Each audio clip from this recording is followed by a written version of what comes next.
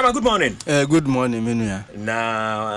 Can't wait me aye. Oh, Nyamiadum. Nay, small fault to Binti. Meet me a the bedroom. Yeah, the Nyamiasi. Son of Pewet me Abekai and Sante Mama, many metifon in Evertonka. In Varenra, Yemao, a very small opportunity, ma, or share some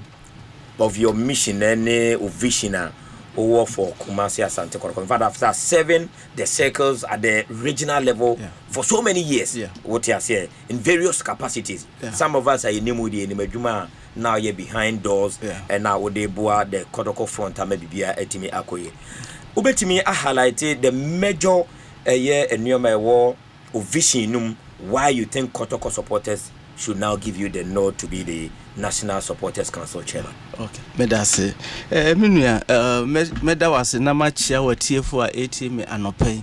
Se Asante Kotoko dwuma abeda hono eye dwuma ehia obi a waye bi pen. Debia meka say in politics, in corporate world, even on radio stations are ye operating. See ye pe candifo anase host to be ko na see ye pe obi a obetimi ababe tinemama na ye pe obi a waye bi pen obi a owo experience na ye be ya oba quickly no obeye tune to the situation na nkoye say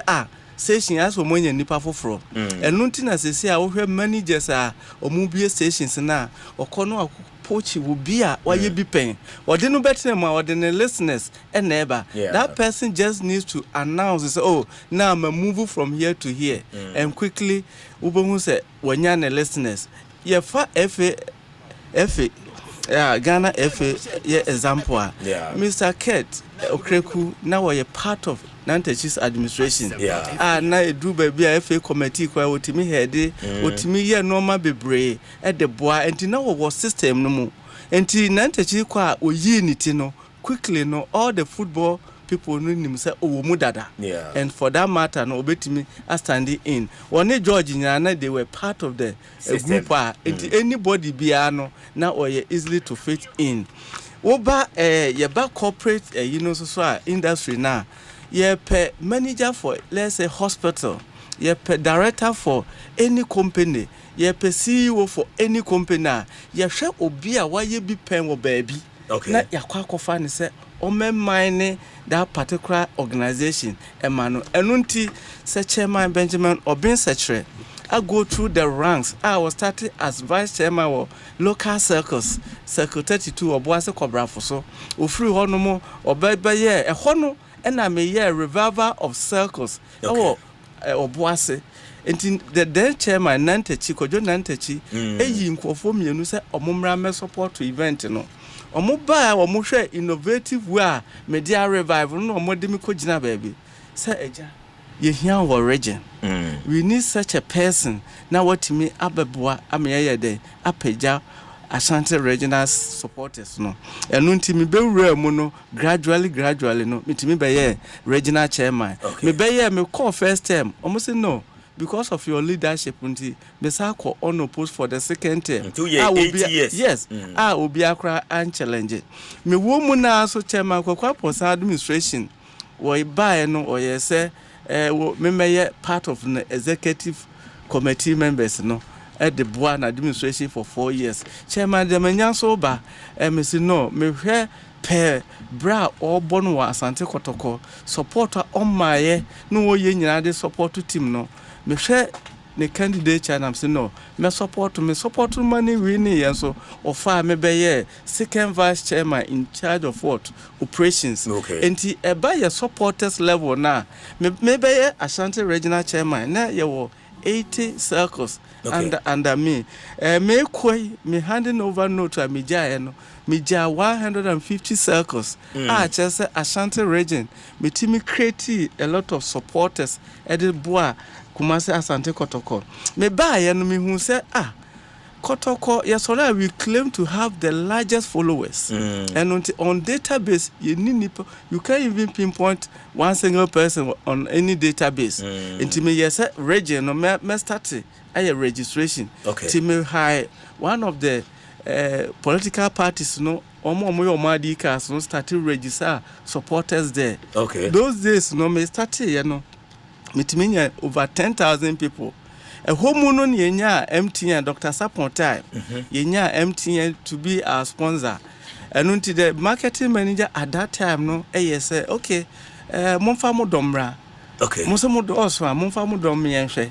That time hona so na no mobile money no started aba. And until quickly mitimi finish with all the doma yenya ye database no so.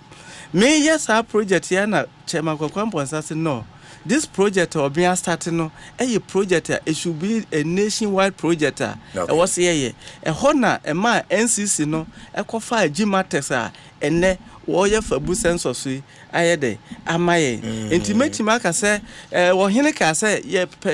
nya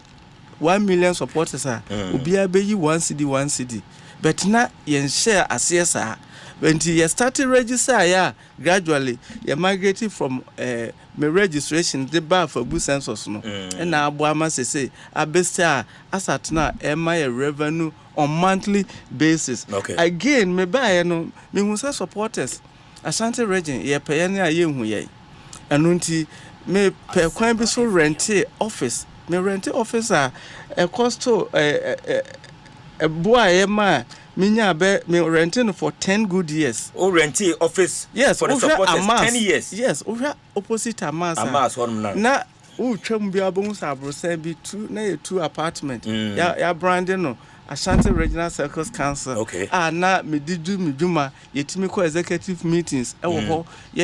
What do see come pocket money? That is it. Not the rent here. Yes. Okay. Me ana me yi me am photo bia me dey me savings. E dey who be branding be bia no me ye sane be ya obi ba ho a because ne ye ID card wo hia officer your top printers ne ade na ye no replica jerseys during Dr. time ne opokunti time ye timi kwaji bi e beton no ho no mo ni nyina ye ade a me wo region no me ye again say me wo region no me boy say benya sponsorship yenya Jolly Toilet Road na wo mo wa kosomo e ma wo mo be sponsor region no e dey even quantities bebre e ma ye ton. Okay. And some of our supporters nya advantage e dey bi e ton bi e ma wo munya ma players no. Oh, some players in the kakra bi ne donative for them but na wo say ye ton say na be ya dey be support to ye supporters no. Anunti ya no so minya me bae me hu se Kotoko ye supporters naturally ye nya de enwom to ye ba stadium a enti me se me pajama groups no wo hwe Boshan Circle 171 a omo wo jama group anunti ye hyemu kena na afijase jama group 205 circle 205 ye no so me start mobilizing to say now ba stadium and center lab so omo etua ho kakra bi. Okay. And through that no na me ko engage tech students no and omo ye meeting say we need to get jama groups a ye bobo bi o ye do mbeba. Okay. Those days leaders are now almost started organize omo ti na Dr. Saponta or the buses for omoba and started a timi be ye porcupine tertiary as they say ya spreading no nationwide. So when it comes to say impact maya this will be a sebio yes or sawasa no ache ni sisi on kanokre. These are evidence me ye no original me hu ne say ade ba kwa menua me pesa me sa akoye national chairman ni say o ye regional chairman na wo vision na pesa wo implement no original na o start na national no say a laudable idea national no take over enti emma no take over so no wanti ma anye ni ya na vision na adum enu nti say wo ye regional national chairman na wo was any so ade hu bia pesa wo ya quickly you can do it na one ma regions na dey I implement it. Okay. Me vision say me be national chairman na me wo that vision wo region no. Say you best start susu business susu and loans business. Wow. For supporters. You starting it gradually e be kaka then you timi e dey call bank system because susu and loans no almost started with susu and loans kakra then they get into a bank system where they get the minimum capital na Okay. omo Be bank no enti me vision say me ba national as a short term measure no ye be yes hard no okay insu ye pese supporters ye bobo a ye na ton ye nsu enti insu business so ye be ye ne ya pe water do Kotoko enya sponsorship for the country almost sponsor, but on a permanent basis or on a sustainable basis no supporters so be pese ye be operate bi na ye cost stadium a yetima ton yensu na the revenue ayede abrayen and the third option I will consider is Kotoko clinic or supporters clinic whereby say ye were doctors we mu ye were all sort of people we mu enunti eno say e betima rent even obi fie kakra na ya set up. I remember when we were setting up Kotoko Express, the supporters a wa mononi na dodo na the machines at the buy enunti senior PK ken ye were a lot of supporters were amanone ye be me engage wo mu na senior okan no me nye leader me betra meto so and me nye sa leader no so bi da what ho no ma wo ho anama ba ukro so say me be meeting sometimes be kona fe na omo frefre nipa chairman bo enunti me ye leader nya me boa diaspora say ye be ye no as a matter of urgency na say you North America circle wo ho you will be wo UK you will be wo Holland you will be wo Italy even Libya cry me time na ye supporters union China na you will be wo ho and circles no e wo potential to grow okay but you need a leader what almost system na say what the drive onye obi a wotena no to so na obehwe say supporters mobilization no is a matter say ukokro bi mu a oni nipa ba ku mienu kasa na de ahye omo nsa say me pese me nya Kotoko supporters wa ha no will leave say what's information center kwa no peska kakra bi de ayede amomo then they do it they will organize themselves we bon say onko ho biem no na omo ayede aform ekuo no na gradually o de continue bank ne de nyame pa me ba ya business units bi a ye pesa ye bringing on board senior be ya ye supporters fe say jama groups omutu kwan pokpan tertiary omutu kwan omunya sponsorship sometimes they need to fall on individuals be omuska na omaboabo but how sustainable that will be edenti e was a sponsorship mo ma ba bia e beko bia e betimi de omako ye ko amano ne kra kobobo a we can say the 100 supporters or the 50 eko na betimi atuaka etwa omu take it in and out not say ye kosresre enti ya nye business ya mfa kunu ya mpa aboafo a we can where chairman for ye be purpose nyina no ye sebio akasesem kakra to the bi wa me ha ba se the my supporters ye bank ye say how sustainable can you do it? Debbie. You can't do it because obi a who spend it football sika no menya managers Kotoko administration me started with Dr. Sapon KK Sapon Opokunti by Opokunti free honomo Dr. Che Dr. Che hono na nana ya be support here and gradually say na napen kraba and all what they say ne say supporters no e was here contribute to send ye be ya ye benya ano e wo Kotoko no mo sometimes one administrations most supporters kwa most ole ehun de mode ba de bia so na mpesa mo kire de enye me mo administration ne di anunti wo ye leader na wo di akire a wo ne say you need to do something different anunti na fabu census as part of my vision no me say me ba me say me 4 years e benya nipa 1 million supporters you betimi ate wo mu because the me hu ne say ye no need the only sustainable venture ebeboa we were here esikafo iba omuyiska ba akumienu you need the supporters ye nka ho asem but when it comes to say sika bi kura ba no no so wote ni sika then ne ya start say owia ye sika wo ye say me kai say Dr. Chetai ye nini di nkomo ka che say wo no a hotel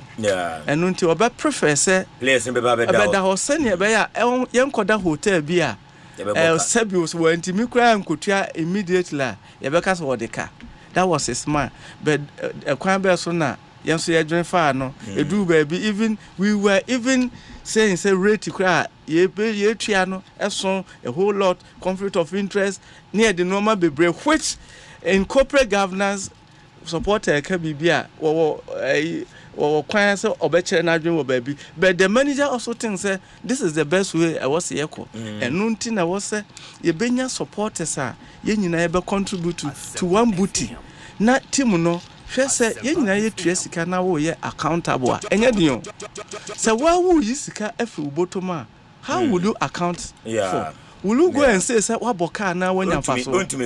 enu nti say accountability a ayedin ama supporters leaders ayedin ama leaders nyira ne say ono na eyi no bottom sika yede e dey fund the project no enu nti say oba bonte abeka say yaboka ana ye nyamfa so a then questions come say we bika one soma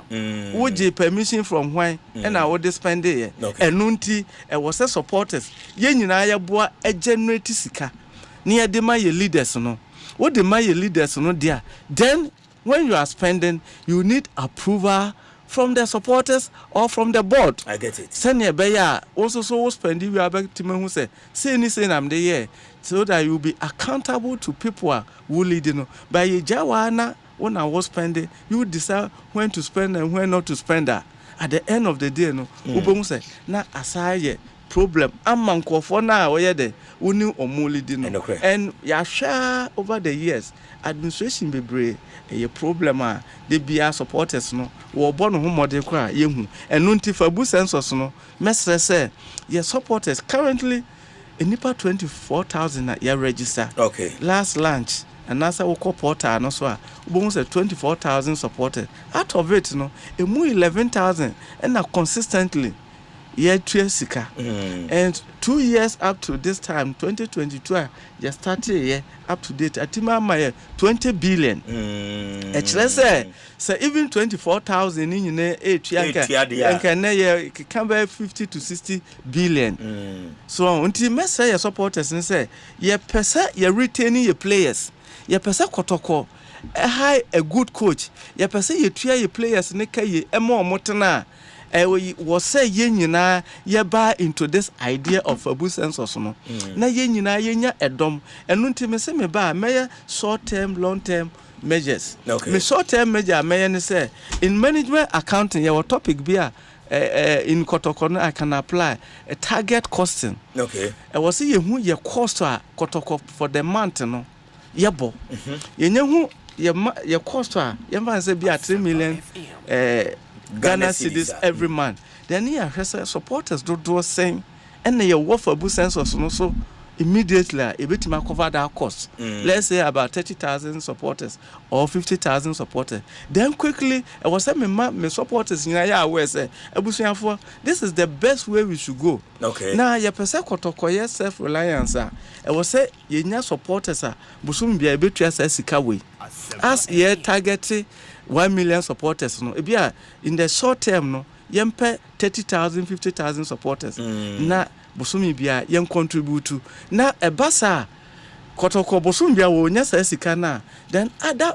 benefits ebeba give procedure ebeba any sponsorship ebeba no na aye added revenue bia ye dey ba be beef up ye sika na aboa matim no ye recruit a ene Africa ye kweminu 2 factors in the year quality of players and then you see to the be why a kobo match or Morocco a be Algeria and answer Egypt was all year transit but sika we can go with a charter flight team no and no do baby unko do no cry na team ni na bre the next day cry was akobo but what the charter flight utu ya sana Egypt teams na sana Moroccan teams no and we need to inculcate that habit into Kotoko. In marketing Kotoko I would say we are the market leader for your sports. Because Udi Kotoko Chiko Babia we outnumber the number of supporters there. And until you need a leader obetima tap all these supporters no na ya bringing you into one book. Send your beya a bit contributor. I'm not call one of your sister stations. No, mommy, the differences, the differences between fan and a supporter. And I said that you can't find basically will be a Sabio would do boy chikeke, match be obeshe. But you can't support her and you will be or invest into that particular club or dear chile. And nunti Kotoko supporters no ye supporters ye fans okay. Because ye contribute to the team welfare ye pese team no ekoye enunti na message supporters ni nyina say ye buy into fabu census no ye hwe say ye be increase the number no na aboa ama Kotoko yetimi a take strategic decision again per me 4 years no ye be make sure say African campaign no ye betime a participate on yearly basis. Okay. Meaning, share your ranking now. 20th century, Ubehu Kotoko se na ye wo ba 21st century. You're more brave. Because those days na Kotoko appearance in Africa no na ye consistent. Yeah. Say wo share 21st century ye ni baby because ye kwa first match second match ni aba. Enu ntidi enti na wo se ye wo se ye tenase. One time ye call Simba. It is Simba supporters. Or it was Simba supporters or more years say no. I was see a boy a team no and more qualify about championship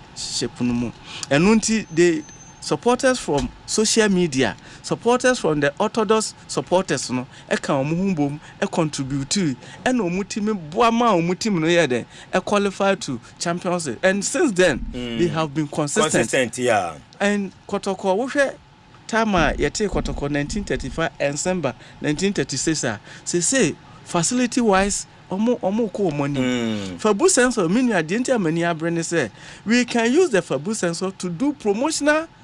programs for Kotoko say yenya player bi near so $1 million was ye kofa ne ba ye betima hu say your number do say okay and nipa bia there within 1 month ye sales promotion to have 5 cities or 10 cities ye be yan saba keska no near the amampanyimfo ayede e akoto player no bibia e pese ye bia no ye tu kwan ne ye pese ye de dom kwa e ne na ye de fabu census e ba okay we need to go with let's say 100 supporters your course you say let's generate it quickly we can do it enti fabu census no abaye platform e be boa Kotoko amya solve a lot of problem and with this no we here leader sabi obetima push management with this innovative ideas no na aboa minua mo so me started with me diploma HND with marketing me practice say me we marketing and me venture into me who say Ghana marketing no enti no me call accounting na me started with ACCA because of time until chata me was level 2 okay then me free one mo am say me sa call KNUST call yeah BSc accounting option okay me free one mo am say yeah me masters accounting and finance. Wow. So when it comes to marketing at least with me diploma no at least you bet me aboa normal bebre esane ana menua ka penetration ni nyina ya marketing strategy ana PK e ka ho asem ni nyina you should know and about accounting so acquire a befa so and invest into businesses and other ventures ni nyina ne accountability ni nyina ya ade a sabio yakosia ho nimdia e betimi e de aboa enti sese na supporters all worldwide ye pe edomo no me say we need a leader sabio wo vision leader ubetime push management on certain project ye nyina ye beboa ne aye adekwaja achi project eye ade a edamakoma so sese wo hwe all the clubs ye no musi so ukọ website ko hwe obi abra wo bo project wise even Kotoko ye be ka no krakra sese wo hwe ye nuanom house of folk wo project o maye no pobimaya we need to replicate the same thing at adekwaja achi okay and a kwan be so ne be fa so say I started your 4 story bia ye gym was here you are ya to so other offices ni nyina supporters it should be our project then ya mponsa start here no yes ya started nana penka ba so ya started another one bia ye ni nyina circle 001 na omo America I started ground floor na omo ye here say ye nyina ebe on board nyame boa na me wini a we need to pull all our resources say project ni yebetima complete na aboa ama Kotoko enya certain infrastructure ebeboa amatiw no improvement na yede akosoro enu ntiminua eya ade a edama kuma pon so se Kotoko no baby a yekeka kono ya nyele ye ho a as part of my strategy my first 100 days me bom modern say me pay appointment with otumfo ohene ene ohene atenase na me ne executives na you seeking the audience. The idea is that we want to know the direction of the club. Meanwhile, I've been regional chairman for years, and many problems at Kotoko. Managers are firm. We want to know the next be 4 years, 5 years. Is this going to be Ohene Kwane Fandiana? If it is only Ohene, a Kwan Besona supporters, yes, so ye planning Abua Ohene. If a beer Ohene Ebe Mama investor be another say a Kwan Besona Befaso a support to that investor. We need to know the direction so that we can also plan towards that particular direction. Now, Koye say, Sebio, Tim no namha, na supporters no namha, ye no na ya yenhu ye ho ano a normal bebre wo ha yentimi until this time round no ye be make sure say ye ne omu nyina beboa as part no amebobo normal bi so ye circles no in marketing when you compare or when you talk about life cycle ye kuo no go into life cycle enunti on say product bia start here ye wo introduction the growth rate the maturity rate and then the decline rate ye kuo no especially the cycle metima say a free maturity echo decline stage and declining because a sort your number no sort and when a product is going through those stages you need a leader sabi obetima repackage it obetima rebranded it and nothing I'm saying the community based supporters no be circle no more the circle is going to belong to a community yemfa ne say kaswa circle so and so it is solely going to be kaswa supporters nyina and you register supporters na ukwa kaswa na we support who belong to kaswa you just type kaswa say we are part of the supporters group kaswa ukwa amokum e was say wunya circle we be align wo ho enti Asante region there regional chairman wo ho no nyame pe na me ba Alexander Manu aduma de me na ye bi pa because we are going to demarcate the stance na wo baba yara no na ya hwese group we dia enti ye ba ye announcement or ye match promotion ye be make sure say aha de wo de wo ba akotra ba bi a wo amokum akotra amokum stance wo squad transquad stance because ye bobo no wi a the leaders or the region no beba ready so abekasa say and amokum for ye hu one anoma ba akokra wo stance ho asquad ye hu one stand anoma ba akọ ho sa enti say wutri ye na other regions no ba na ni o mbeka ho be ebe fele ho ma wa and ye wo negotiation na watime aboa but ye ba be use ye no the areti supporters performance remember all the regions no target may seminar for them may training for them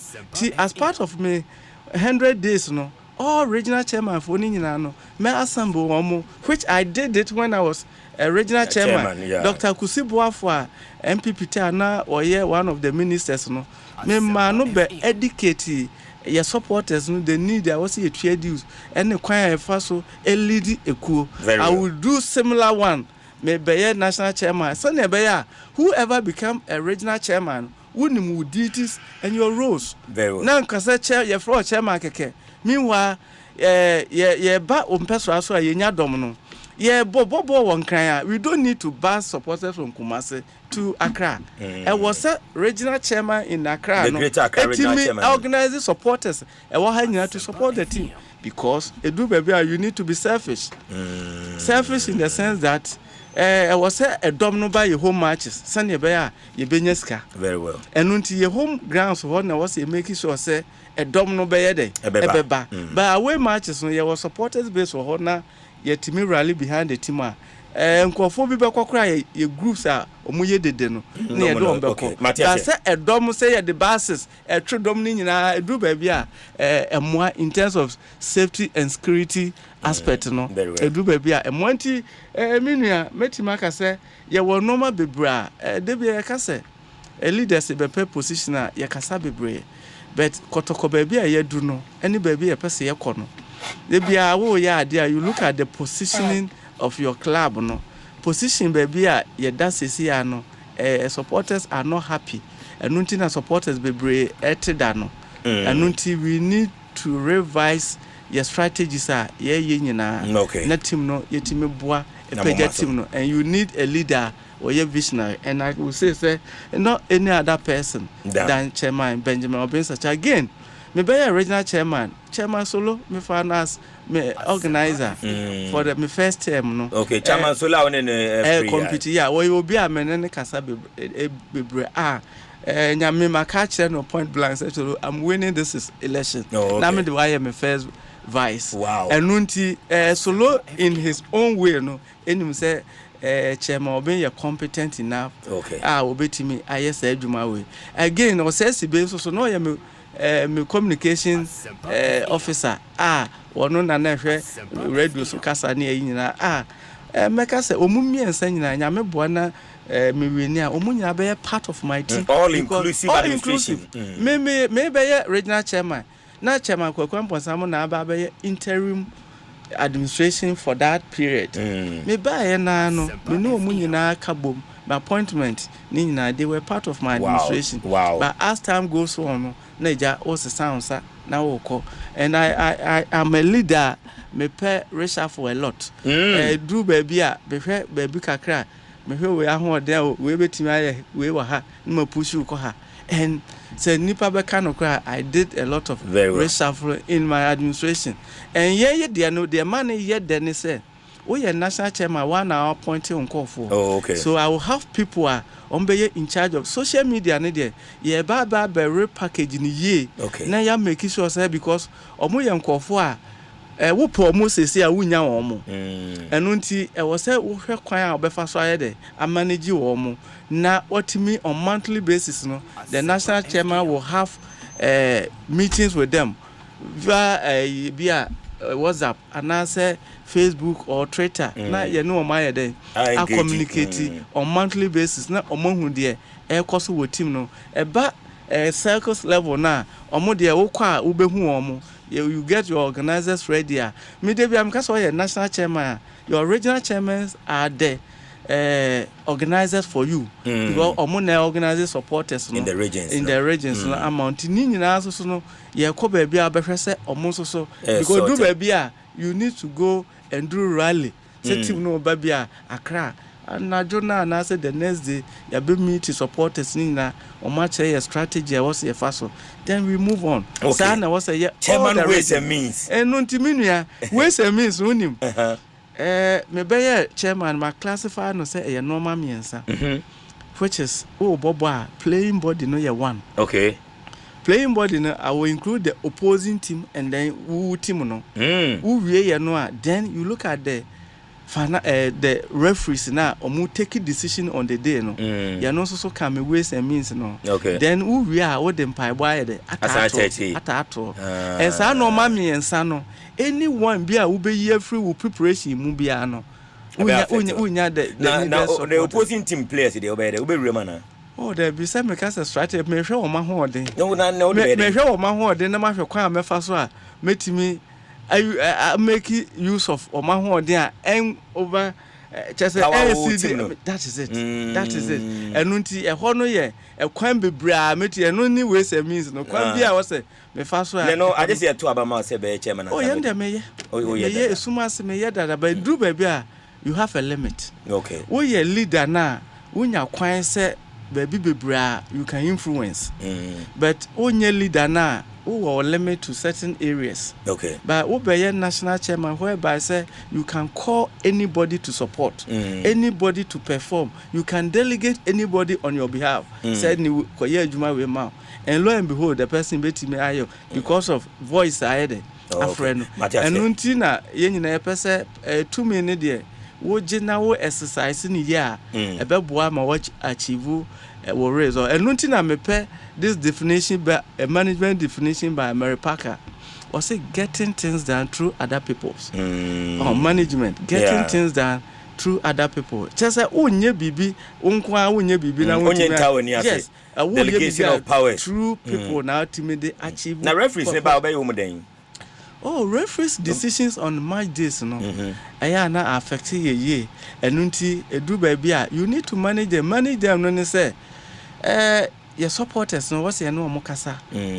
to be how we take decision na ye toto ayampe aba park no so ne ye di atan ye toto nsuo ni nyina ya ade a we need to manage it na omo so amu say ye no omo ahokeka no eye cordia at the end of the day no ebeboa ama even supporters emfa yes so enko omo so likewise omo so emfa omo bad decisions so nyede emaye so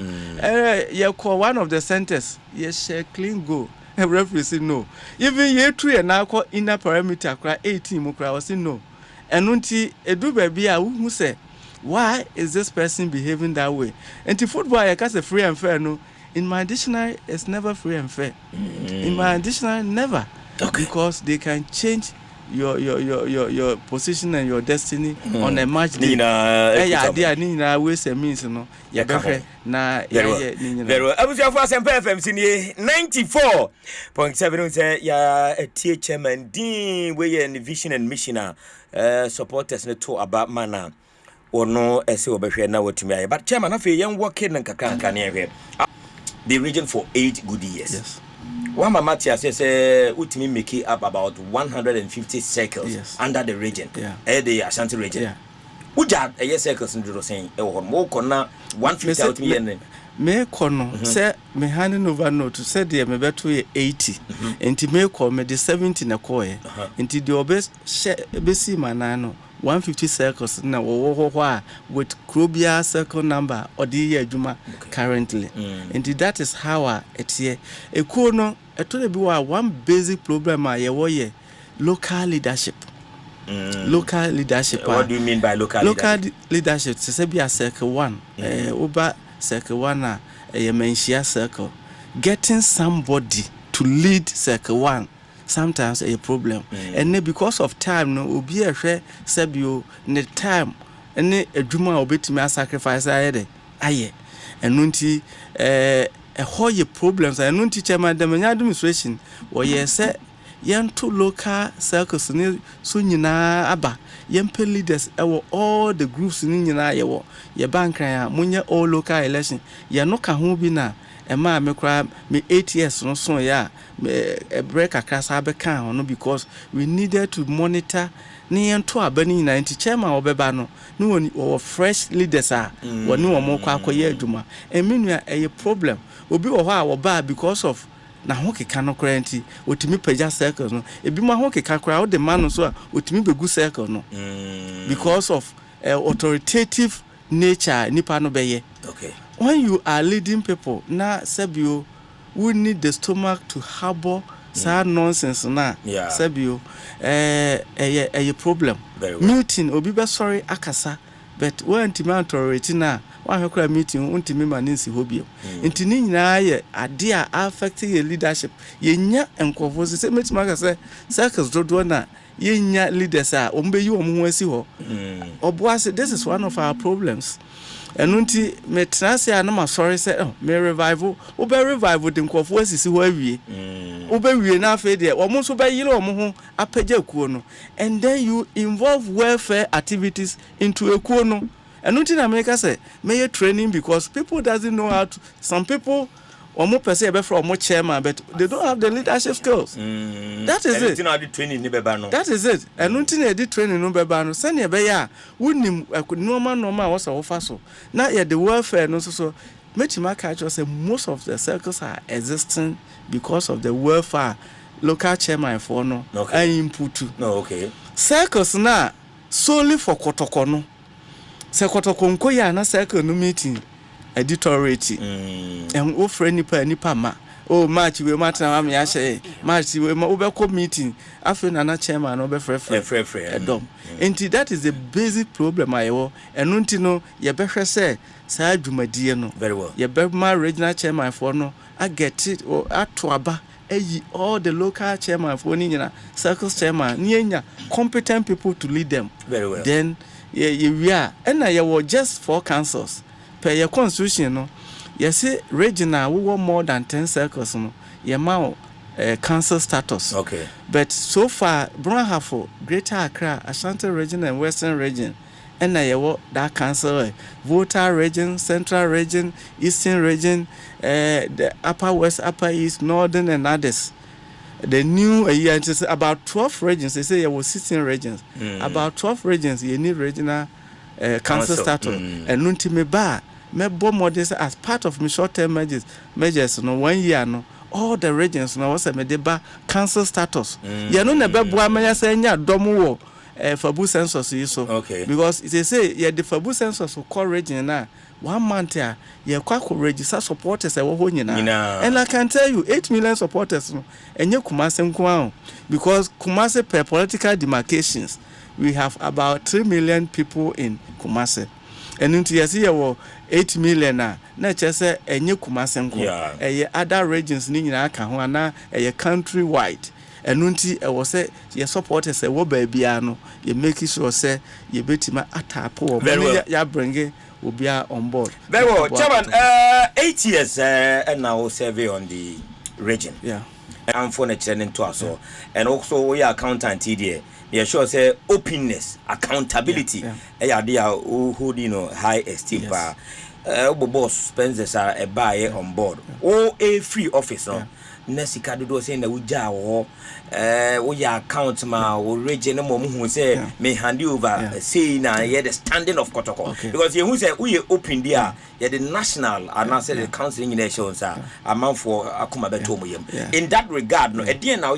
proper handing over openness accountability as an accountant say na honso is it here me me depa menim se will be na test se one se one se one watimi obusa sa question we just say thumbs up just say wouldn't or been for there yes or been for there serve you one boy and na obi am say share me be a region me to ledger book okay kakra kabese one say accounts a ledger book a reconti circle bia me open what a ledger for circle no send your be we deals or members in nyina no your be list o mu nyina on season by season bia so na me accounts render to the circle members sika ba ye de ye nyamfaso people will bear with me say on yearly basis no na me fortunately or unfortunately ye be to regional chairman me time so ya me be kono na ye group ni bi de yasem call menhia omode call menhia no the decision e ba ene say me step aside na yento abano me nua me kono na me financial secretary me bibia e wo hono me free hono mo call ya ye book a ye ledger book o free financial secretary na was it say ye friend is say yes we ni hobiem enti wo mo ho na me accountable to wow eno nti record so amija ye nyina no the shock me kra ne say financial secretary no be ka kire me say ka ye dwi na oton ade wo magazine ye dwi ho no ka fasa book no so ledger book no me count 9 national for be vetting for region no you will need to get that book no worries contestants are ever for no the circles you paid up na otua ni dues wo say so as accountant my auditing no me hu ne say there's a risk there opponent betima boy wura ho aye mafia work so the course nyina no me hu ne say aye mafia work because ordinary me ko bibia wo ho eye den na me call ya yesi bibia ayira and apart from that no auditors ebe audit ya edu ba bia you pay information from outside. Okay. We are Juma Waha as a meeting my friend boys nibi. Ebusa the lifestyle of acquire befa any information be brave. And boys per information ye mimi nya no. Just said there was a mafia work be a cocoso, ye no ma financial secretary no e behave they were be went here no they were calling me say me my accounts and I'm say how should I run the accounts whilst I don't have my documents and the accounts. So what I did was that elections drew the idea no na me free financial secretary no, for book number book be any honam okay. Nti eba operational there circle say te ne bibia e wo ho physically sika se na mojiji ye wie ye bibia e kae omo say ka 7,000. Okay welfare there mete welfare na ye kwa ye bibia na ye de kwa ye bank account nti ho de sika da ho de obi antimi amfa ne sanka e ho nso ne ye wo be 8,700 plus e da ho no mo. Inti mekani nyina aboma nti me use ye no ene physical cash na wo ho even sika nko mfa nkoto account mu me bono na ayedin nti do de den na wo se me frɛ me executives ni nyina na me mu hu de wo ho na me ye handing over note e ka ho nti me handing over note no ye ja the incoming chairman no 7,000 na physical cash and na say no bank account welfare bank account and 8,500 the ref figure but it was 8,000 plus and ye DJ nti o kan nyina aboma betima ka say ababe 15,000 and na even say ye nananom ma ye no ma yie election no national no hwe ma ye tuatua deals no ye beto aba bia se pepe da hwe fabu census na ye de to aba na ye se wa watua 6 months na betimi ato aba yes now fabu census no wa register ye to wa ye ntino de ntino ye beto aba untua deals a wo so to aba okay but because asem no call no ma bebra ye botu gui enu nti ye se ye nkoto aba no enti nkofo bebre sika kra na wo so mutua emietimi to aba na nka yetime gya chairman na yekuo no kra ne se dues tua no ho ya asem enu nti na ye fa this former ye de be raise sika no me be ye yekra me regi nipa no me be pay short code bi na ye 1907 na nka ye de betete ye dues for the region no say na be ya because individually no chairman bi kwa me kan nan chairman bi wo kwa wo soma ne se omra metua sika ekuo na yi ama no kra no enru manhia ho aye meeting no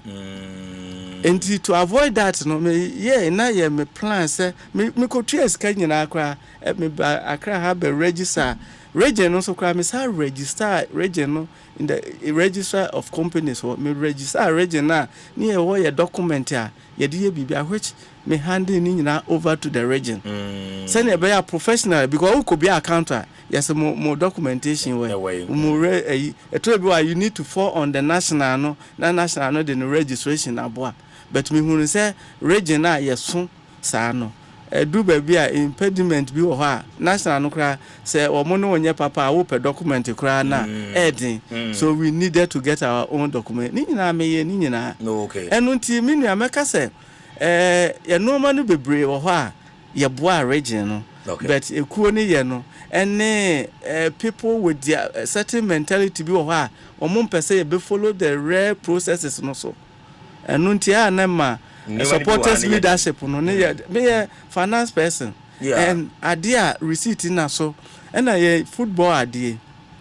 o ntimi mu akonta abra we ni source document bia akontabuo nyina is about what source document enti wo se me mu akonta na ade beboa memabu akonta no wo se eni ho a me mu mitirimu ana eno nti na me ebisa that particular because no as accountant yes you deal with receipts and documents yes. So all these are a sponsorship na never e bi wo ho ana mo the boss supporters no bra and as most of them no ne call a team no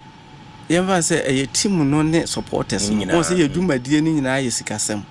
ye dwumadie sɛ ye wo kɔsra ekuo wo kɔyɛ sɛ ni nyina organizers ebɛkɔ wo sɛ wo ma wo TNT enti ye dwumadie no ehia sika pa a edu ba bia ni nyina ye wo chairman wo botom circles me soma Hamza e wo sehwi sɛ onko organize supporters e bi wo okodi wo ba 1 week ni nyina ni sɛ e wo sɛ wo ma no hotel bill sika e wo sɛ wo ma no scar even information center bebre wo kɔti kuo no kwa wo sɛ wo ma wo sika for information center or mo de be announcement ni nyina ye dwumadi a wo chairman no ye bebre na afri wa botom even ways and means empire boy nyina dodo na afri wa botom unaccounted for ye no kra no ye no so ye area menua obi pese o discount obi discount wo ho obi pese ho na eya na because enti wo hwe managers ni nya football fraternity na no they don't even declare because we declare there a lot of questions in ebebusa but yeah supporters no yet ye ho ase eno nti ye ka ye nim say really no ya ade a expenses are but ye no so kwa we nya receipt and am say hefa na eko asofo ho ana say manam of one we say means sika kwa we say means receipt in it depends on baby eko bia we nya receipt baby eko bia we nya receipt we say means baby eko bia we nya receipt madam referee baby eko bia we nya receipt baby eko bia we nya receipt enti ma football yen supporters untina was a who belong to a crew what you say.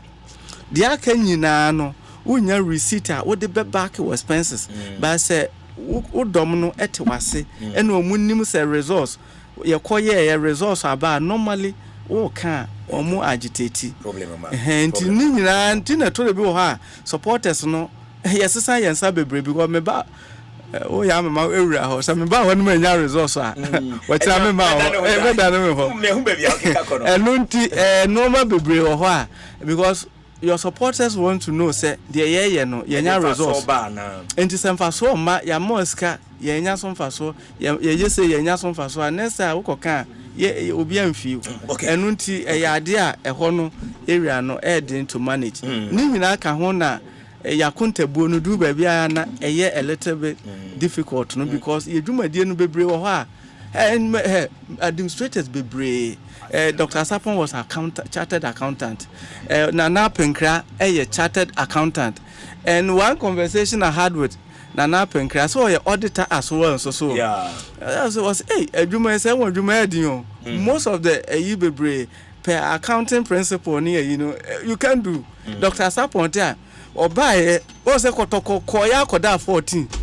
Because now a person or tie and normal ni or tin normal ni be asset. Enunti why normal no bebre wo ha ohun se no menje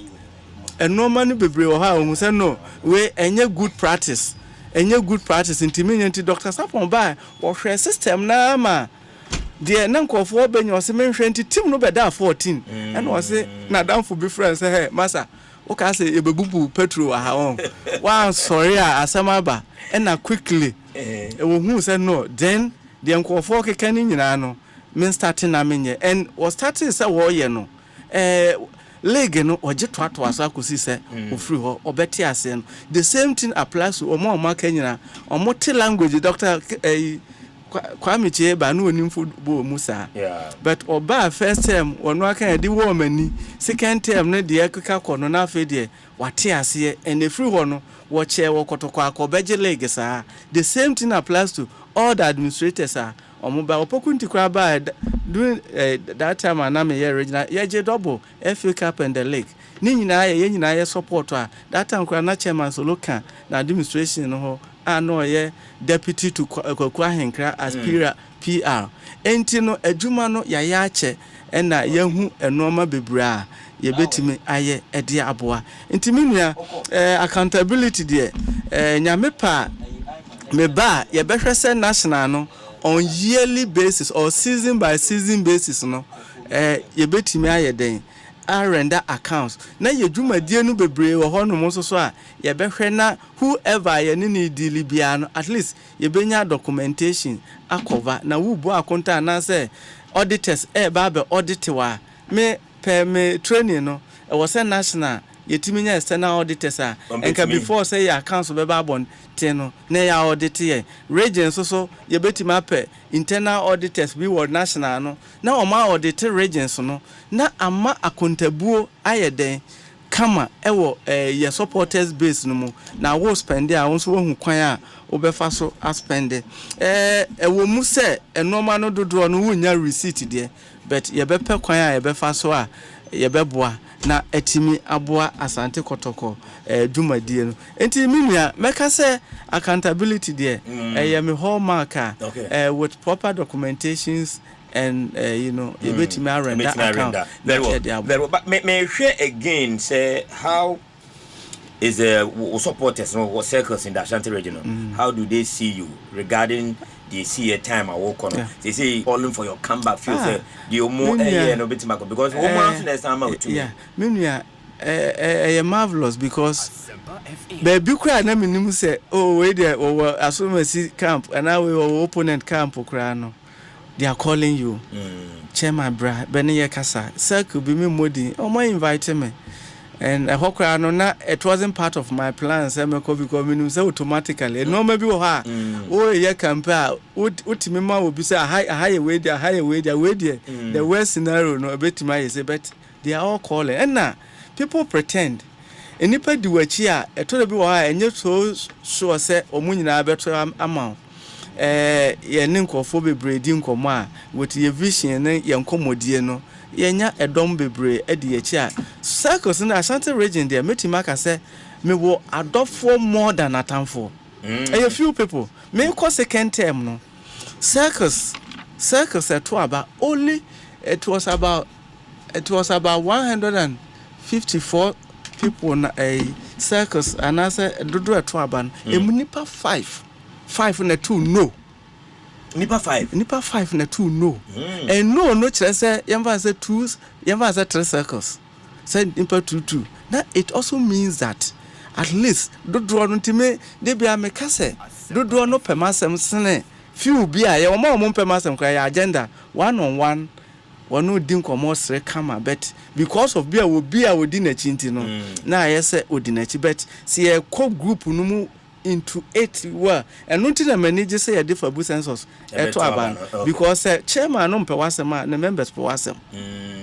members no dodo no pe wasem sa na tie but I know say vice versa because when you say opponents the same thing that is it that is yeah and nothing ni ko say wo ha woji hu ni say we win awie no e was say wo ye adwuma na to the last day ya de beto abanama when even the day kwa yeto aban amount for adren basis in terms of dynamics in politics no chairman Benjamin Obeng Sekyere Kotoko Supporters Council chairman hopeful na no pe ni din komo and I mean can be say the fact that bia wa contest ni be with obi and answer leader be will lose so as baby doesn't make you automatic choice yeah the politics yeah Dr. Obeda Samuel NDC koya bet nensa ankada nunti to bi wo ha nyesa wo kɔ bebre no na kyerɛ sɛ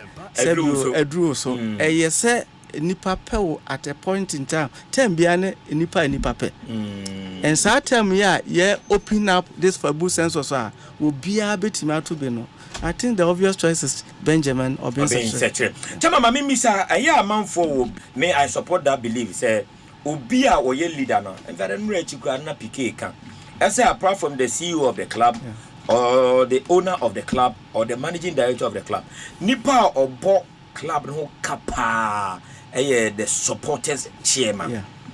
o subscribe say obi eba e no abase ento abama na as a supporters chairman o say nipa na yesikani na wo financial standing to say am for say ja wo ho ba menua yes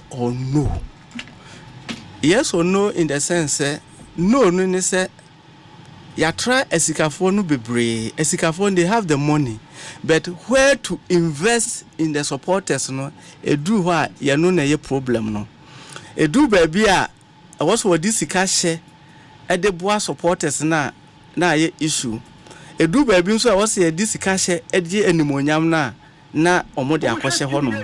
and most of the esikafo ni nyina so time ye issue for them because the business sika bre no ye number 1 priority enti ye di edom na ahye esikafo nsa bebre bet o musika to sponsor certain things no edu ho no ma aya enye problem but ekwan o mbefa so dia lead edom no that is the problem. Okay. The wisdom any the skills ye di be lead dom no e ho na esikafo no problem no enunti uja ekuo no ma esikafo na eventually omugu kuo no it's a fact. Okay. It's a fact, and you try, and that model doesn't work. And until you need a team player, Herbert Mensah Kasembi, in Kotoko, no, you don't just need Kotoko Nankasanya Herbert Krana, Kotoko as I see Kotoko, no, you just need a smart person. A smart person na obohu opportunities are a work club no na watu anamwafa ho na be reality amatim no. You don't just need it because support her. You can't find the supporters. So who was now bottom? No, yeah, no for certain period, but it will never be consistent. It will never be consistent. Unti say 4 years, 5 years. No. You can't. But I know I'm the lobby supporters for vote. No, we be pedia. Na supporters no say at least wo de kakra. In terms of say wo betimi LED, ye kakra ye de boade. We betimi their support, but on a mass scale, on a larger scale, untimi, because untimi you say match we 105 buses, you go away. The next match, where are you getting your money from? A business be a woo year free mono, a bear kakra dry up. And nunti na companies all over no, omo pe customers they be a be contribute to, they be a be patronize on their products. But product are chairman yenton product na de bia wo yi sika kwose ho masa sika no wo yi na bi meka ho no ebesa mame mfa nko achi kakra na fe tiewe kakra bi mame na fe wi a yensan wo mi apensanto a yen komo dum na hweye me gire se wo so ho ye enya ko homa ne dia anka nye ba ko ma to abeka ho se me here responsible etiro ko ma de be mo ye dwumaden ko se amaso de bi da so enye easy se nya no dia nka da obeda ko se de na ye ode be di ye ode nka beda eso akọ bo di o so sorry kwa dwuma eso sorry na wanya na ka de no kakra ye ba o se ye ne sa kakra a wo bo dwuma bende se ja ye firi do ho a wo fre tiri obi nim se wo kwa wa yes okay and the chairman so na jawa betna headquarters ye tutu na no kakra that's right but uba supreme court was here to make a come no yeah me nam kwa so benya na me enjoy and the line of questions you know and you know as you tama na onti me do me catch and say you are missing a great platformer because enye ne kese ne keke but okoso na upia any who say you for because unya nema easy obi ane the way or energy masifa and I believe utra wa unia obi anymore onye jao but if you are able to come up with instead of baby share and let's say who could do dominate and I was enjoying the interview the line of questions in there super baby cry no for say obi na di bibia ma no the baby cry maybe say we say the meji phone na me check actually how deep we here and people don't know say one kasa cry root kakra efifie root kakra efifie we mu fia sem no ni mabakosem etibaku o boy juma yiro ho but me da se wi ameba na me ne oni of timi awie and this one says good morning. I really like the response he gave when you asked him about being rich in fact being rich person before becoming NCC chairman. Now I believe you thought your thought has changed concerning has NCC context and if you knew that has in even so abeboye yem no obi so ato abo say and you say chairman ji tu say nyesika na yere kono say ya dwene sesa wo has nyesika nko a but unni sika nso ontimi nia of course unni sika nso ontimi nia nyesika nko is I think okay so but me for tell me moving where mu sisi a me I me child dey for na mo fan chairman say man ti ba anya no sa I was say the weight lifting so komo kakra answer na and dey ye wo anya wo dey kitikiti bi na wo ye why ye na say I me ni na be o na say nya yi biara kwaku honestly speaking baby a ye dru baby a ye free and baby a person ye ho truth be told experience you cannot play with it. You cannot play with it. and there be a today's world the way we are now revolving maybe we are say kwaku who leader or your all round leader sebi sika ye papa woni sika untimi ni ade anim a fact but enya no nko aso na didi ade anim and if you want to be supporters a edi eko kesese kotokwachi ewiase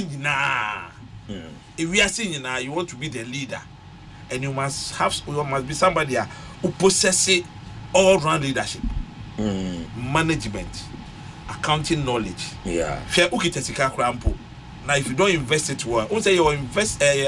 I'm friend investment bankers your bankers go on the investment in kwa hu nim de no mo ukitesika no bet so said here dan sika no na britia mo e de fa so bebre no hu bi a wonim nyansa wo skada no I'm not saying that because ni beru kutesika de aneso wonim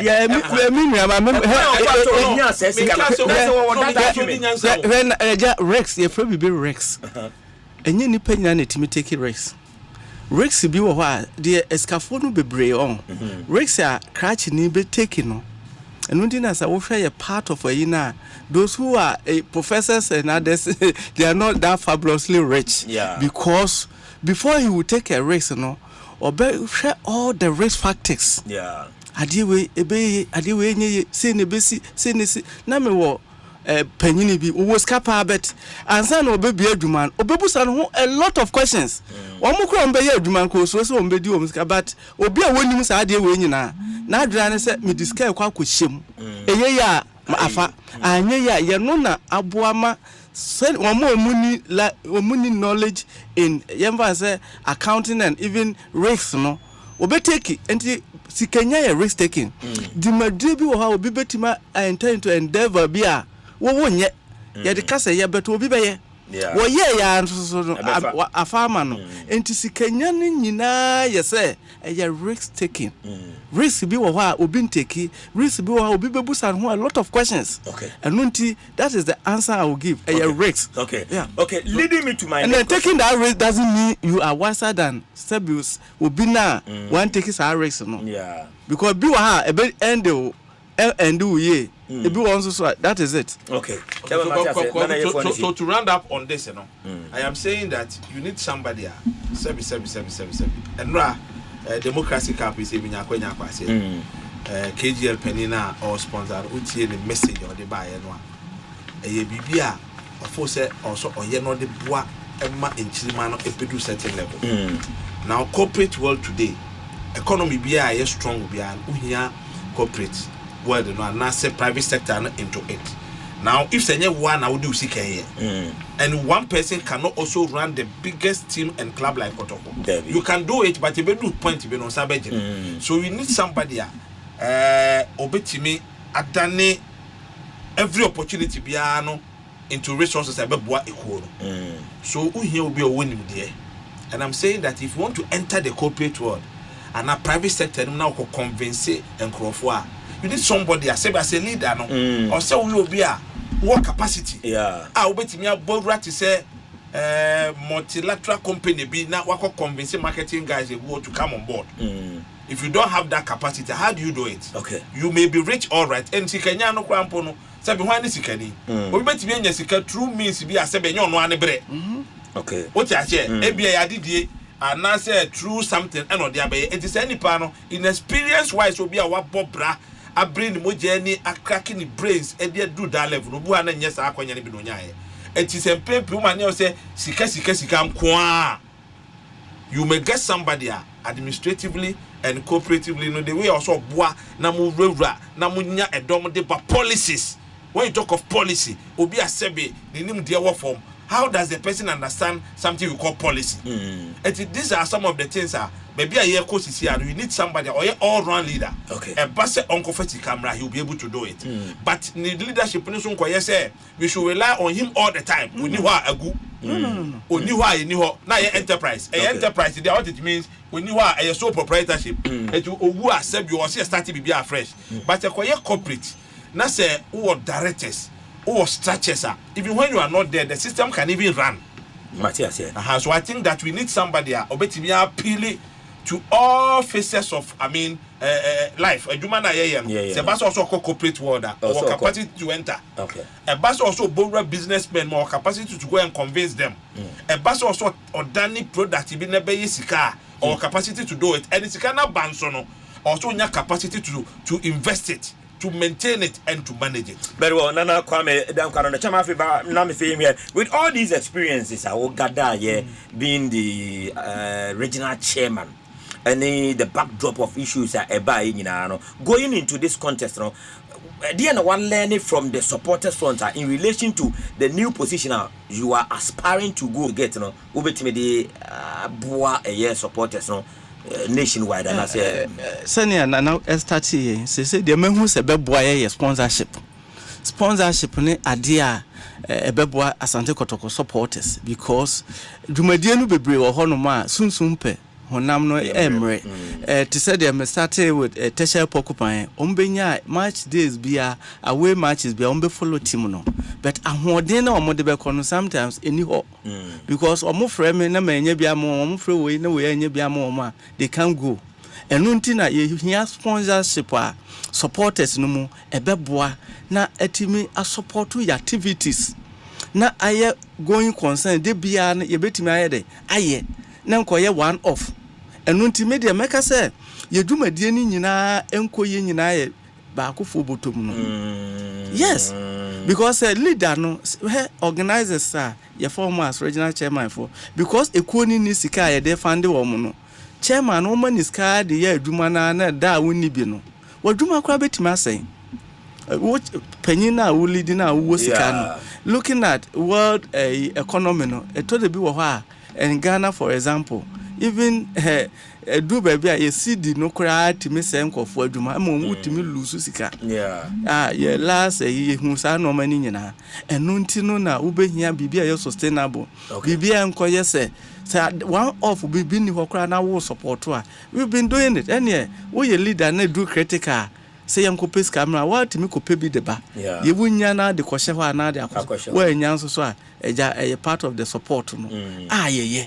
But me say and you're sustainable. They sustainable and they say Ubeti me and your corporate business be a more ye a this on daily basis. Or Ubeti me the any sponsorship. Sponsorship some of them are products.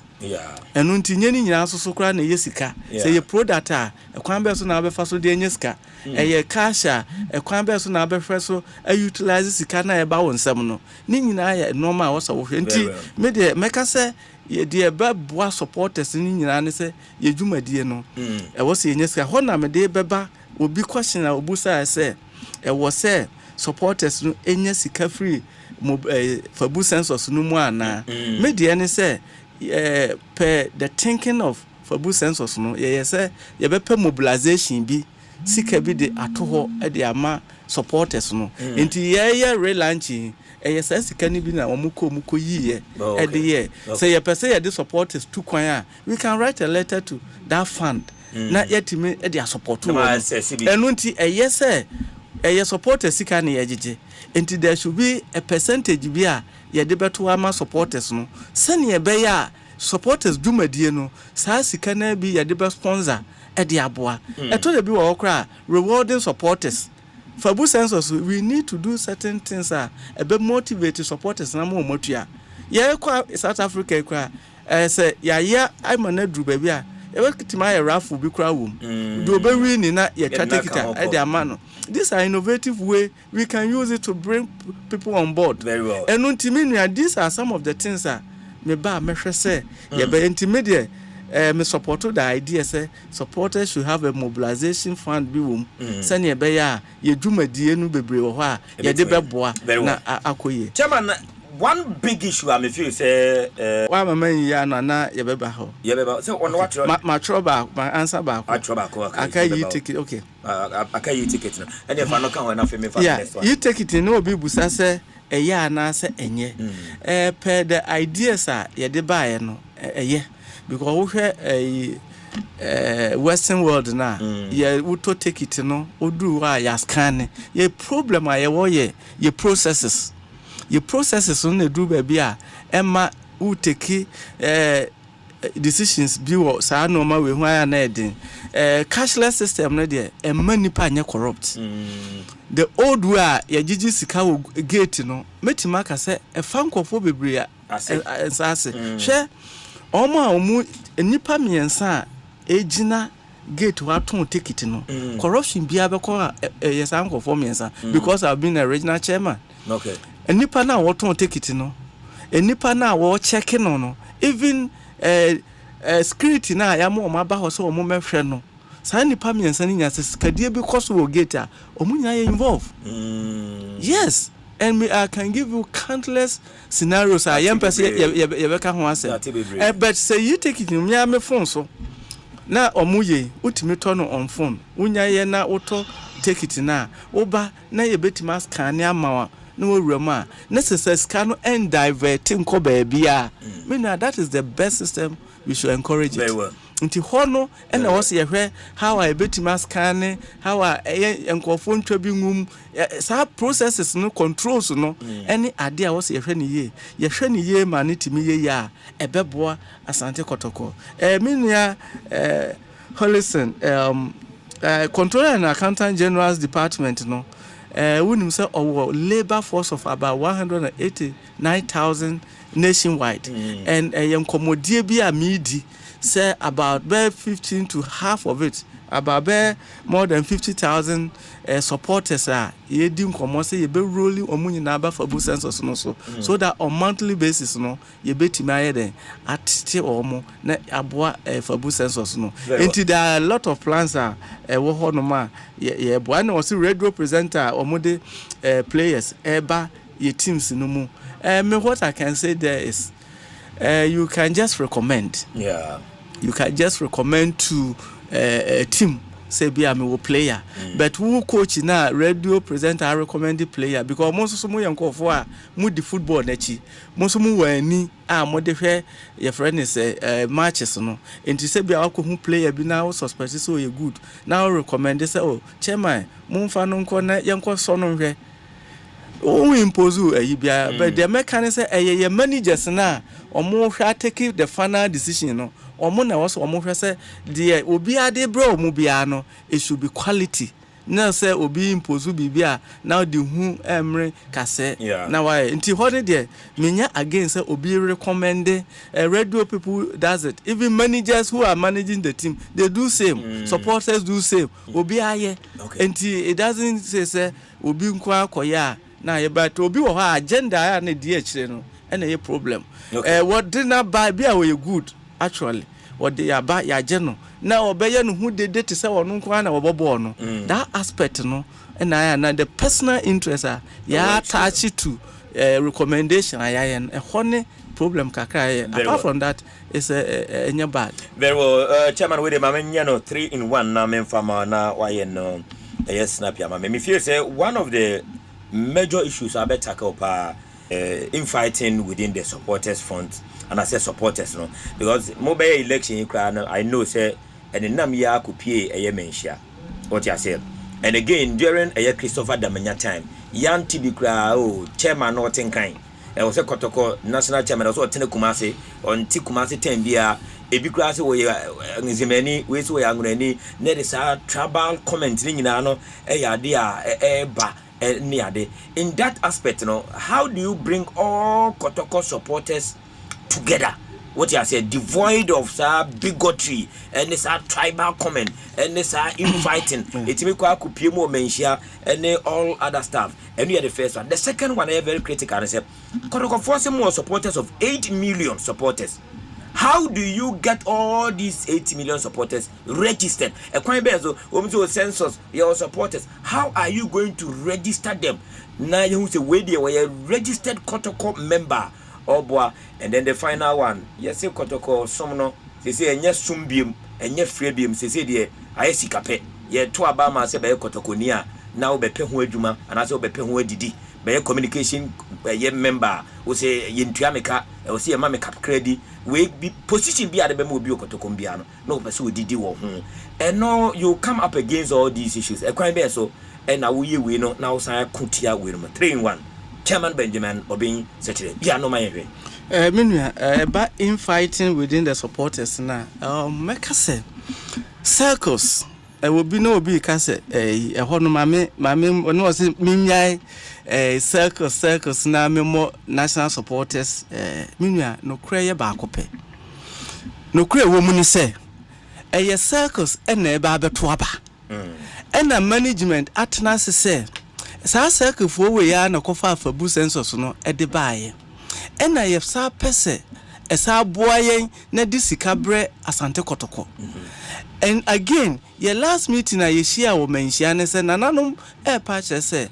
your supporters no groups no adults dodo. Yeah. When nananom ya adwene. O me no mo ya adre. Babu na warriors na ho abon. Adults dodo nti on pese ni nyina be hye circles na say because ye po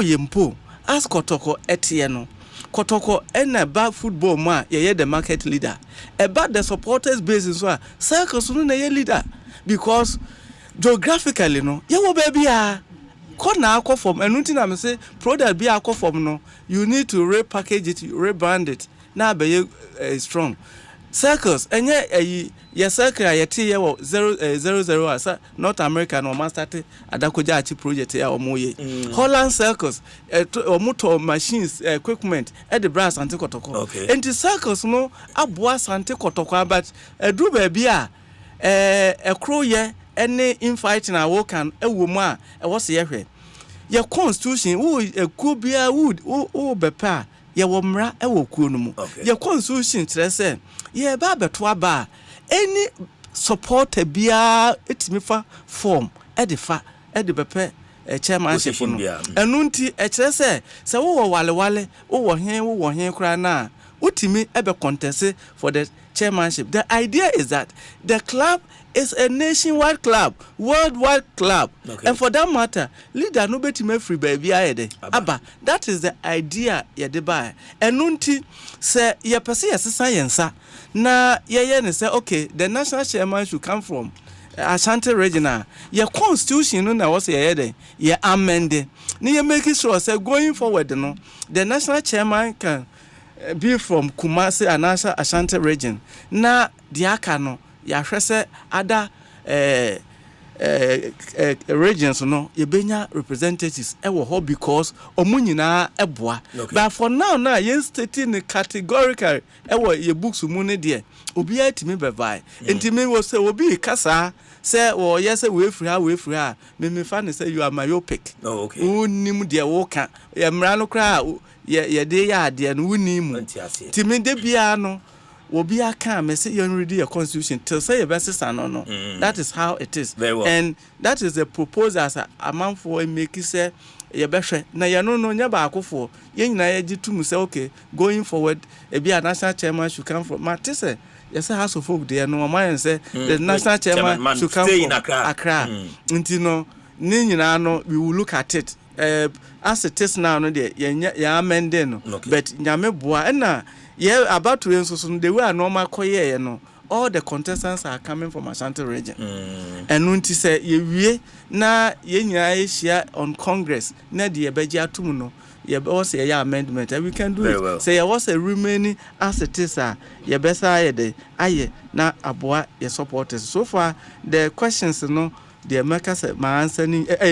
in fighting no nti ho no eno no ba se beso no mefa so ahwe say all the 8 million supporters you register omuna enuntina you need inclusiveness. Okay. Because sa asem kwa obusa me says if that asem no free wan ba na kire say won fata kra say obedi Kotoko so because wo ko who akwa supporters wo a na akire wo be ka kire ne say oni akonya say obetimi abelidia that dynamics kra no be muama di dwumadi awudi no enkoye ye all inclusive me Kotoko me say we Ghana Blaster everywhere. Kotoko is the next club a pool supporters Blaster kra no because a nation into will be aye de Kotoko has ye nyina enu nti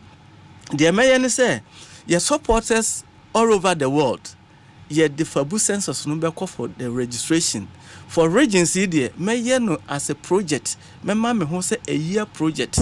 na western regional ye could do 1 month yɛbɛhwɛ sɛ yɛ supporters ni nkurase a wɔhɔ nyinaa no yɛbɛkɔ register dom bia yɛkɔ baabi a bɛma yɛho target because we have a figure to meet. Don't forget say fabu census will be register nipa abosom sika bɛbɛma yɛbɛtumi atene kakra. That is it. Say ɛno nti ne yɛama options no wobɛtumi atua fa pɛ wa wo sika wo income na select the wobɛtumi atua. Say the lowest is 5 cedis, 10 cedis, 20, 50 and above. Was say ultimate select mu baako na bosumi bia yetew and education no ko na say ye register at least ubetimi anya minimum of people dodo na akọ 5 cities enti ye ne de meye no nationwide or worldwide project a ye beko baabia ye supporters wo bia wo bi kan you can opoko free ka asem we don't trace it share na banks so we say we with bank bi even DSTV say wuntua nu what subscribe na say 2 months 3 months wuntua they call you say Argentina na say wuntua do you have a problem yes and the same thing I was say you inculcated that habit even why 13,000 supporters no paying what is the problem omuntimi process registration na ni nyina GMATS or the software youth one should be able to support say no bia bekoso no ye betime nya wa yede atil enti a project on its own just that we have not attached a serious importance to that enti me ba since say ye no ne the magic no no an say me hwe say nationwide worldwide ye beko ba bia ni aboa ma yetimi enya ye target no 8 million ne de ye de anoka but was making sure say you betimi enya edom no na aboa na Kotoko sikasem no so ayeden aboa. The last question was what okay say escape kakra na the last question I may be say na me hwe say dodo na ba Kotoko me say omu be yiye Kotoko mo minua in fact what the show with mu say Kotoko na be mo aye ya you are joking, especially when you are a supporter. And nothing na me nkofo bi or being ni time or being say adwuma me no ye be panyina me nua yentuaka o yentuaka enti se wonni wadwuma a wo ye a edi sika bro na befa so edi bia support club na ene club no na abebo no kro no club no mu na abepa sika enunti you should have your permanent work wo ye enu bi na wo say ubeyi kakra dia support club no enye say wo disable wo fu beto so say oni time regional chairmanship a me beye ye no na every week bia me meeting e wo mention every Saturday bia metimi ye menye problem eto de bi kra obekọ supporters ma so chairman obekọ nti matima ye say adwuma wei akọ all centers in Ghana ya bobo bia na national chairman na wo be meeting just a constitution it say obey congress twice a year no yene na minti menye ye no kra betima ma me ample time I visit all the regions because month we meet me decide say month we greater Accra na attention wo okay enunti time o ye meeting wa per brebi and wo ye corporate worker you will leave this maybe my son me leave this and I made it aye din komo me will leave this be brain time bia wo say me sign bi na me de jema ho me nam de ye me round so me very well and that is how I was here because I want so we adwuma bia na you need time for your work because adwuma no gu a ekwan ba so na be fa so enya sika dia support very well and untimi you need to do your work na Kotoko den dia say wo boa a support club no se ne be ya me ye chairman a me be have management me be impose me madwuma no be ye call e basa se woni hwe ya ho na personal interest na beba then you try to always make sure say within players be call wo be ye say wo be manage way no me me selfish interest enko team no se ne be ya asem bi kobone na wo kan your dignity will be at stake. Very well. Chairman, Mami say me say this 2-in-1 question na fi ensan enquiry. Man Christopher Demenya on she the obey the immediate pass. Yeah. What should the media say man of operations obesuma that the NCC chairman no. What should do media or yema Asante Kotoko. Enyoma ba ku mienu be na fi say obebo na baso. wo dwuma odi na ba kumienu be na afi se eno de ntwa yi na wo ba anya de a wo be repeat chairman Demenya obi a Asante Kotoko mu no omeye national chairman no na oboa Asante Kotoko pa enti no oba no that time administration na wo Kotoko ene me betena ase Obeng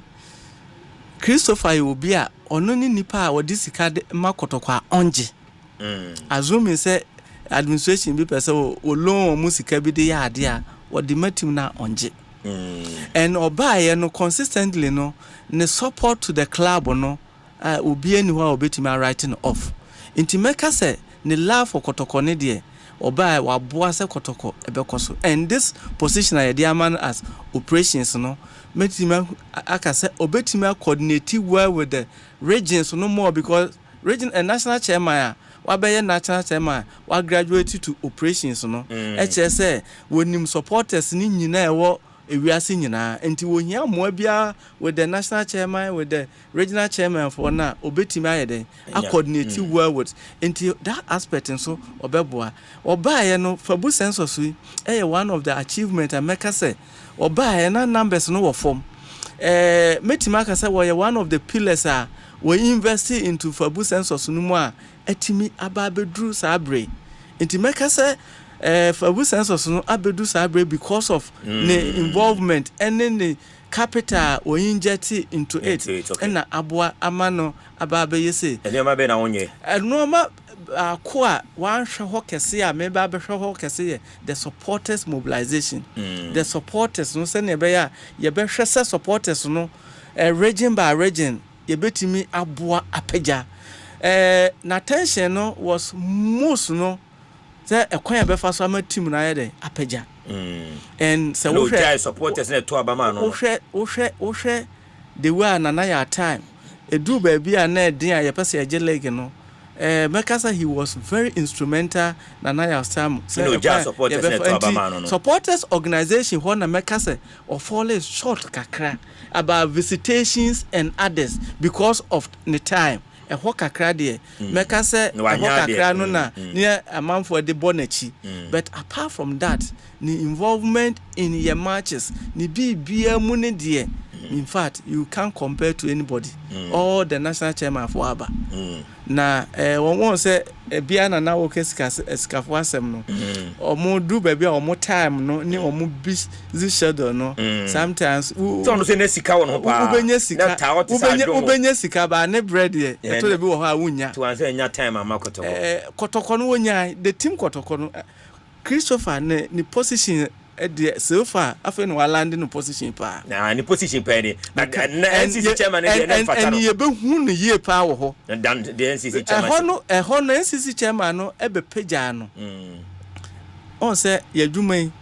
supporters leadership no ade ba ko ye di boy ye chipa ye visitation to the various regions and then the various local circles no say we call circles meeting e be ka cho say won sra ye nimu no ye nyese that aspect one and now say of falling short but mo pesca operation dia mo but apart from that any other aspect bia ye bia no me the sikama wa me follow me the sikama asa koye adwuma ma me follow me sa ahwe say adwuma no ye ye bibia otimi distribute sikama all the regions some mfanya adwuma no but as to say Obeng ye as to say nana ye as to say oye ni ye no it's also the monitoring aspect no whole kakra na meka say was short kakra but apa yen so ye kwato circles o sehwe ye organize domini nyina at that time na was otimi tukwan hwe ni businesses and we mi ma meko and ye co organize circles more than 30 side ho at the boy my inaugurating in sa aka ni na offer but na manfo hia no presence but we nya bre enu nti na America say na na kan bi say a mix of leadership no it's not all about sika was say o mixing nyina sane be ya to be we crowd discover mo bi so nko ya de onye if you don't follow it out enti no media me hu ni say yenhwe ekwan a ye be fa so na ya boa na Asante Kotoko no ebe great. Obetimi no atamfo ayeduma. Ewo Kotoko. Who is my atamfo? Mini atamfo. Oh, but we competitors. Me were competitors and they ya me de. Nyina ne se me kan se solo me ne na ye adwuma. Solo kwa da me se ma ka kire ne. Me ne ofre me last week or 2 weeks ago say. Now so nya ade ma me. What divi when you say we nya na so solo ba bia ye do no. Me na was me kona me your first vice. Solo in any day I can work with solo. In any day I can work with SCB. In any day I can work with all the regional chairmen. Do you see certain qualities in them as SCB and solo? More qualities. Yes, obia one quality I possess. Obia one quality I possess and me ba meta posa on that quality no. Na wa boa na ya peja because ye nyina pese Kotoko konkan. Ba baby a ye du no hia obi nso obetima wura all corners. Okay. Na watimi abanda all corners no ye Benjamin Obeng Sekyere ebetimi awura. Enu ntime hia ono so adwen bi anase no supporting bi o areas bi a oya ade. Na wati opokunti fa solo and he said it on air say the way our kasa or radio so and the man of no. That is it. That is what Opokunti said because I was the regional chairman by then.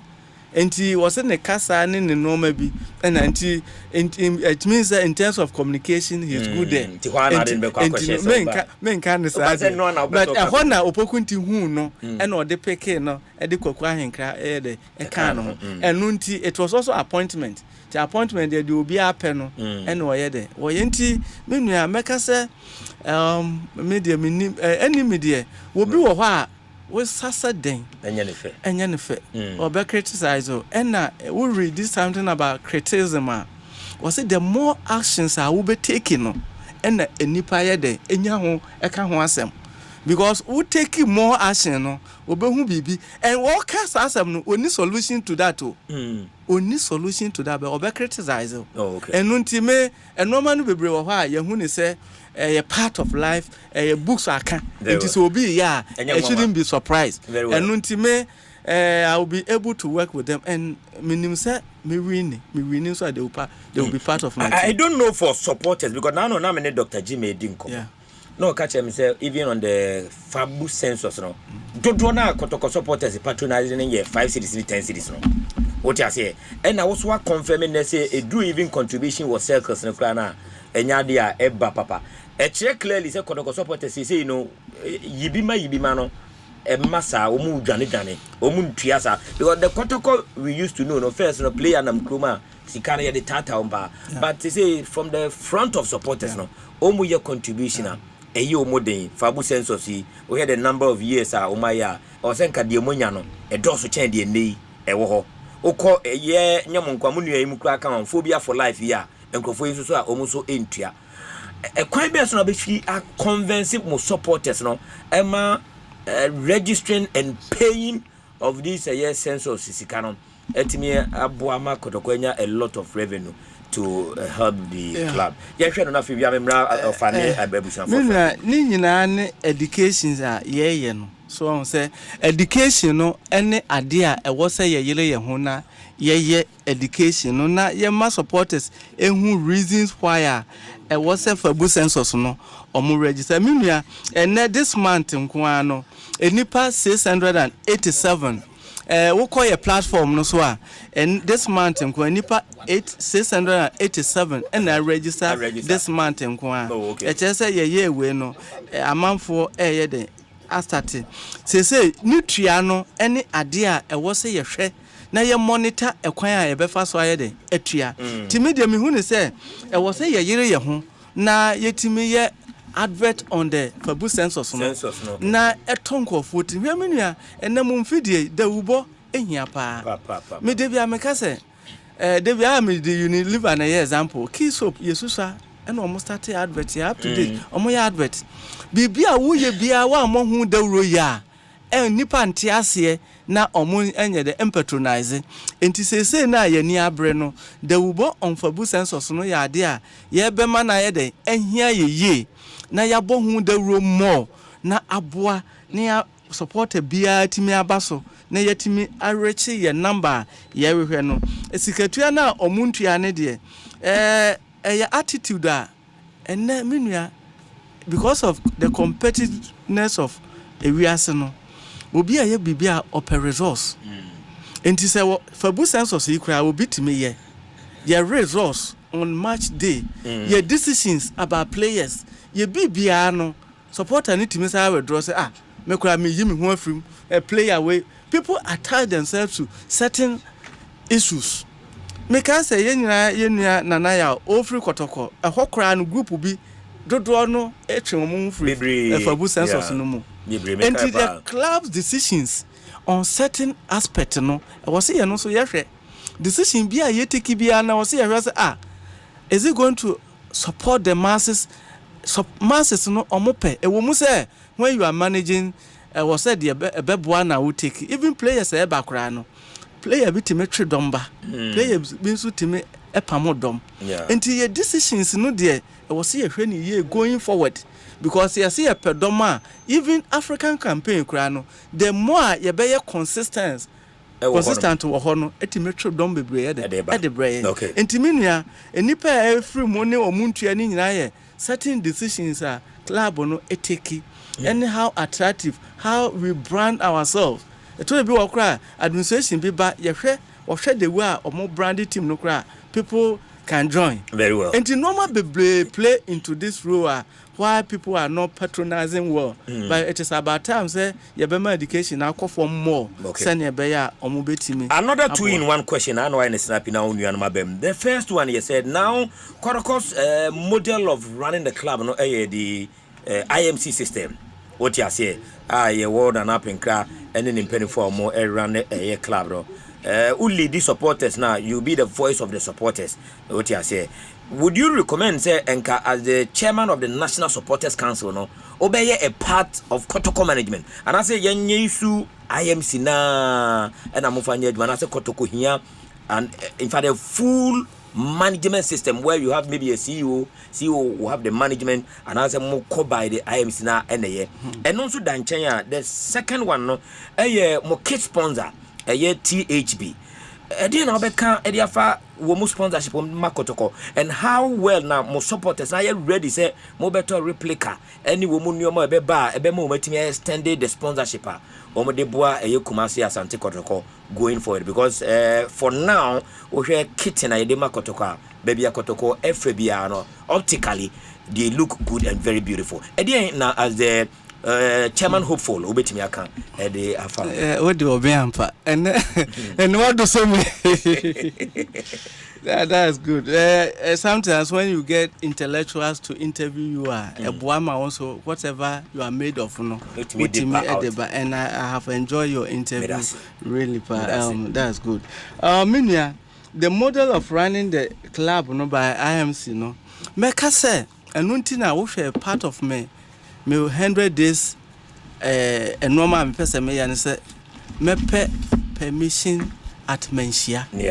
na ya behwe the direction of the club say na working per FA regulations no and now football systems are they running no you should have a board